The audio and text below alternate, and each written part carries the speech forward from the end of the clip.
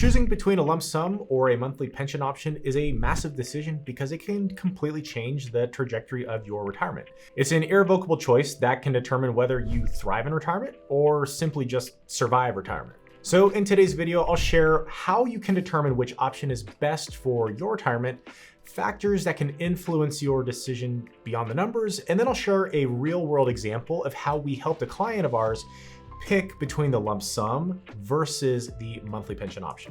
Now, of course, retirees with a pension often face a pretty tough choice. You can either receive regular pension payments for life, or you can take a lump sum up front. And if you choose the monthly pension option, it means guaranteed payments for life as long as the pension plan remains stable. And the nice thing is that this eliminates the worry of running out of money no matter how long your retirement lasts. Now, if you choose the lump sum, you can roll over that qualified pension into an account like an IRA, and it won't necessarily create taxes when you do so.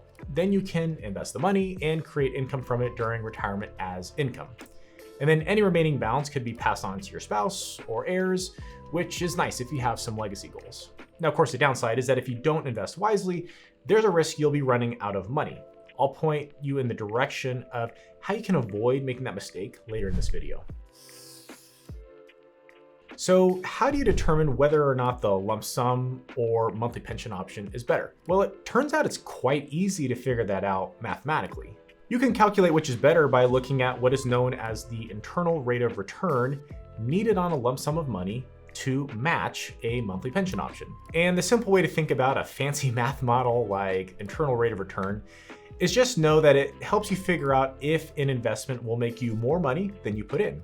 Now, if you're not sure how to calculate an internal rate of return, we're not going to get into a math lesson today, but don't worry, there are a lot of calculators online that can help you calculate it, and I'll show you how we calculated it for our own client.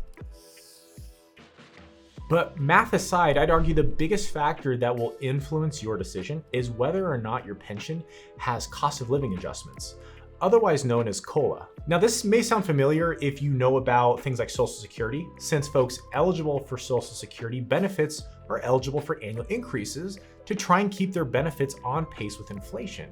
And if your pension does not have a cost of living adjustment, that can be a massive red flag because although you may look at the monthly benefit now and it's enough for you now, in 20 years, it may only cover half of what it once did in terms of purchasing power. Now, another big factor is longevity, and a long life does actually lend itself well with the monthly pension option. And that's because depending on the option, they are designed to pay over your lifetime. If you live a long time, those benefits could really add up. But of course, nobody knows the expiration date on their birth certificate, and you could take the monthly pension option, but only live a few short years, and then the benefits may stop and all that money is lost. And if you have any legacy goals to leave some money to heirs, they could be left empty-handed, whereas with the lump sum, heirs could receive any of your benefits that are left over. The last major factor I'll mention here is your income mix in retirement. So for example, if your pension is from a private company, in other words, not the government or state, it's likely you'll be eligible for Social Security benefits too. And that's a great guaranteed source of income. So the question is, do you need another guaranteed income source? If you only have monthly income coming in and you have a major expense come up, you may lose some of the flexibility that a lump sum can provide if you needed it. And yes, there are a lot more factors to consider, but let's see this put into action and how we helped one of our clients determine whether or not they should take the lump sum or the monthly pension option. I want you to meet Ken and Carol. Now, they're both age 65, and Carol is looking to retire this year. She works at the local hospital and has built up a pretty nice pension over the years.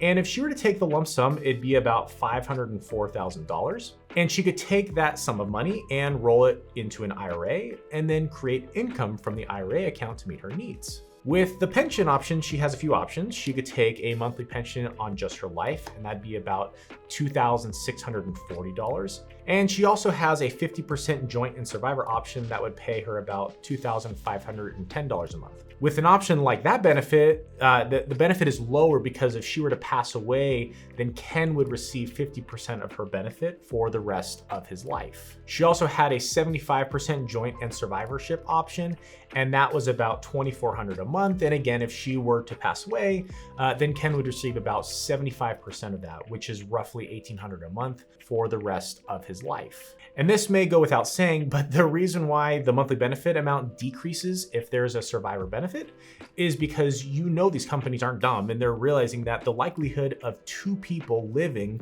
longer is greater than just one person. And so they adjust the payment amounts accordingly. Now, before we even looked at the math, we talked about their priorities and preferences because, honestly, at the end of the day, it doesn't matter too much which is mathematically superior. It's better to choose a good plan that you can stick with than the best plan that you'll deviate from.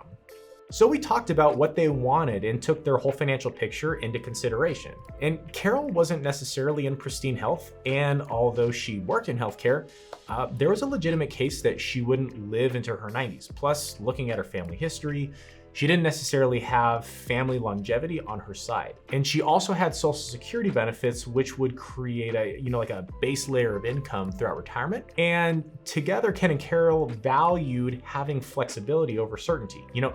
They knew they wanted to spend a little bit more early in retirement doing the things that they wanted to, like travel, while they were still pretty healthy and still had the energy to do so. But in order to accomplish that, they needed a little bit of extra money early in retirement, and then they were okay dialing back some of that spending as they got older and things slowed down. Maybe they didn't have the same level of energy. So after we understood what they were looking for, now we could look at the numbers to see which option may be superior. Now we examined all three options, taking income on the single life, then the 50% survivor, and then the 75% survivor option. And we assumed that we could earn an average return of about 6% annualized on that lump sum of money throughout retirement. Now there are ways for us to target a higher rate of return, but based upon their situation, an investment strategy that could generate about a 6% return was most comfortable for them. And so here's how the math shook out.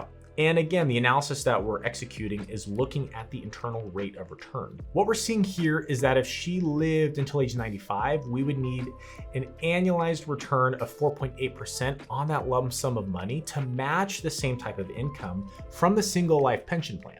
If she were to pass away earlier than that, let's just say in her 70s or 80s, we would need an even lower rate of return on that lump sum of money to match the pension. In some cases, the return is even negative, which means that if she were to pass away, let's just say before reaching the age of 75, she would have actually lost money on the pension option. By the way, if you're enjoying this video, please consider dropping a like and subscribing. It's completely free, and it helps us reach more retirees like you have confidence in retirement. And of course, we did the same analysis for the other options and found that they required returns that were slightly lower at 4.4% and 4%. Again, if she passed away even earlier than age 95, a lower return is needed. And with all those numbers, we don't have the full scope of the situation. We both agreed that we should be able to beat those required returns over her lifetime, even if she did live until age 95. It wasn't too big of a hurdle. So knowing these numbers gave them a high level of confidence that yes, they could take the lump sum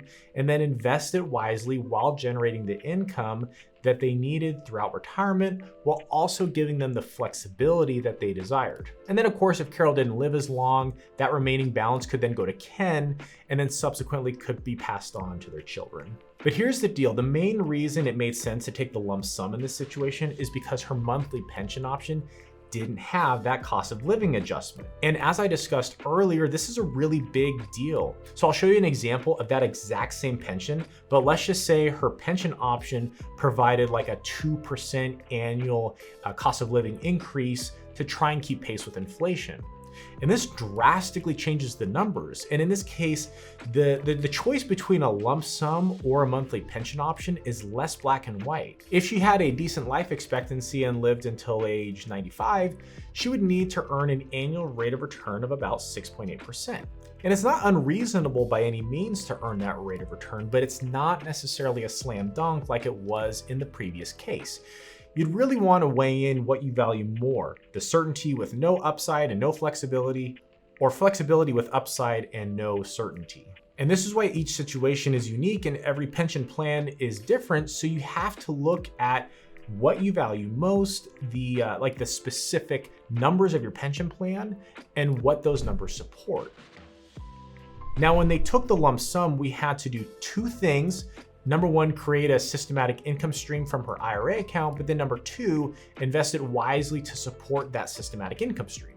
And I find that the reason people often don't choose the lump sum is because they don't know how to invest properly and then subsequently create an income stream just like their pension.